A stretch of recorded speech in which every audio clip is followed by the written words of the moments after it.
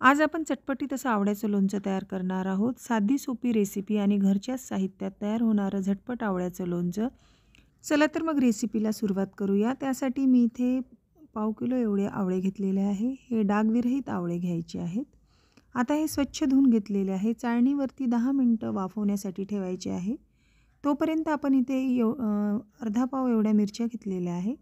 ह्या स्वच्छ धुवून पुसून घ्यायच्या आहेत। मिरचीला उभी चिरी देऊन आपल्याला हव्या त्या आकारात आपण इथे याच्या फोडी करून घ्यायच्या आहे। एका मिरचीच्या 2 किंवा 3 अशा फोडी करायच्या आहे। मी इथे पोपटी रंगाच्या कमी तिखट मिरच्या घेतलेल्या आहेत। तुम्ही तिखट पण मिरच्या घेऊ शकता। यानंतर मसाला तयार करण्यासाठी गॅसवरती कढई ठेवलेली आहे। त्यावरती आपल्याला इथे 1 चमचा एवढं धने टाकलेले आहे, अर्धा चमचा एवढी सौंफ, पाव चमचा एवढी कलोंजी टाकलेली आहे म्हणजे कांद्याचं बी, पाव चमचा एवढी इथे जिरं टाकलेलं आहे, 1 चमचा एवढं मोहरी, 1 चमचा एवढी मोहरीची डाळ टाकलेली आहे, 4 ते 5 मिरे टाकलेले आहे, 2 ते 3 लवंग टाकलेले आहेत आणि हे छान आपल्याला इथे मंद आचेवरती सुगंध येईपर्यंत भाजून घ्यायचं आहे। मसाला एकदम करपवायचा नाही आहे, नाहीतर कडवट लागू शकतो। यामध्ये मी इथे पाव चमचा एवढं मेथीदाणे सुद्धा घातलेले आहे। हे छान आपल्याला मंद आचेवरती सुगंध येईपर्यंतच आपल्याला परतून घ्यायचं आहे। हे साहित्य भाजून झाल्यानंतर यामध्ये पाव चमचा एवढं मी ते खड्याचा हिंग थोडा कुटून टाकून घेतला आहे, तो पण यामध्ये मिक्स करून घ्यायचा आहे।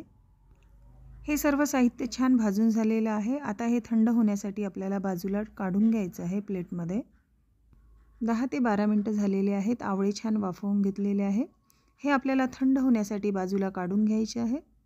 तोपर्यंत इथे जो मसाला आपण भाजून घेतला तो असं जाडसर याची मिक्सरमध्ये भरड करून घ्यायची आहे। आता थंड झाल्यानंतर जे आवळे आहे त्याच्या अशा पाकळ्या काढून घ्यायच्या आहे। हाताच्या मदतीने किंवा चाकूच्या मदतीने तुम्ही एकसारख्या अशा सर्व पाकळ्या काढून घ्यायच्या आहे आणि याच्या बिया वेगळ्या करून घ्यायच्या आहे।